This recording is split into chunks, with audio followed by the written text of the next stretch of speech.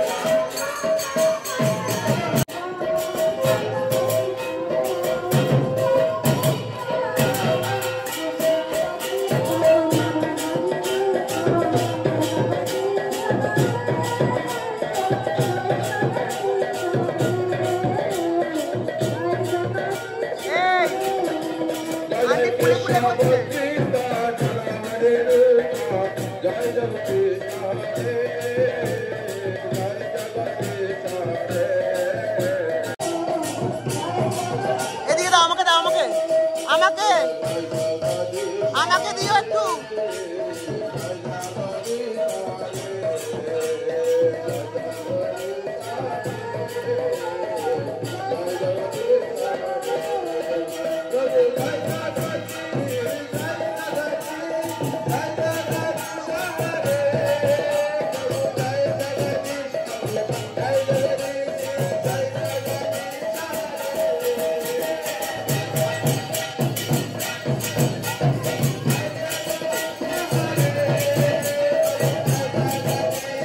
বছরে এই একদিন আপনি বনভোজনের উপলক্ষে গোপালদের একসাথে করে এইভাবে সাজিয়ে সবাইকে কি সুন্দর ড্রেসে সুসজ্জিত করেছেন এবং কত রকম আইটেম ভোগ বানিয়ে ভগবানকে নিবেদন করেছেন। প্রত্যেক গোপালের জন্য এক একটা ভোগের ডালা সাজানো হয়েছে, তাই না?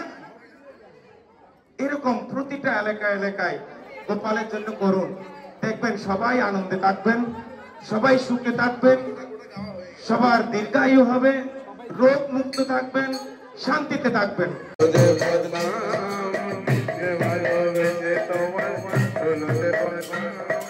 ভালোবাসার জন্য পেলে জননী না, ভালোবাসার জন্য পেলে জননী না। ও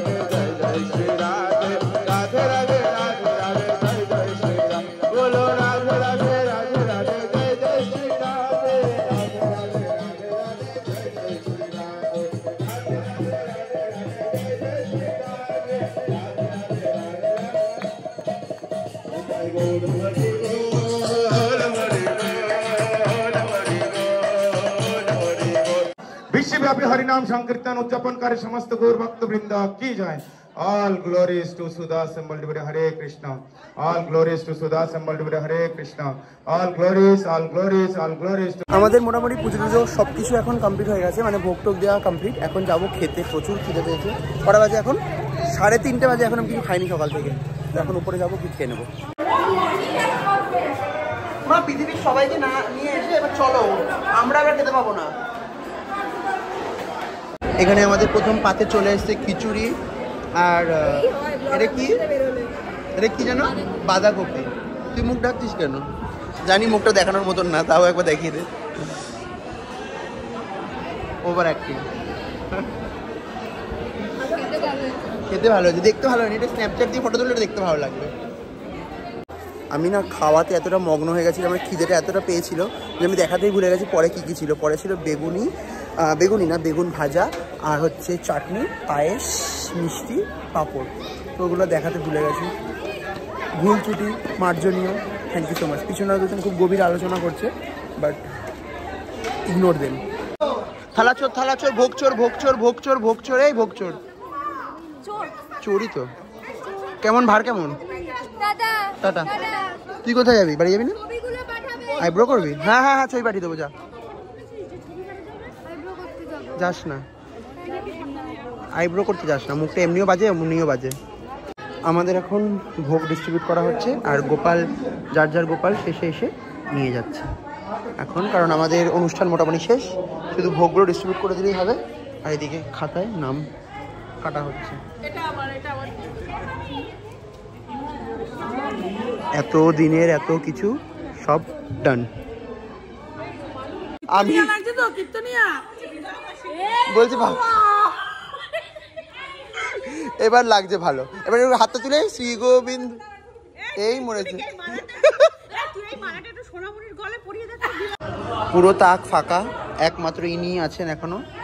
চলুন এবার বাড়ি, অনেকক্ষণ বাইরে টই টই করেছেন, এবার বাড়ি চলুন। কি খুশি আজকে না, নিতে পারবো না আমি।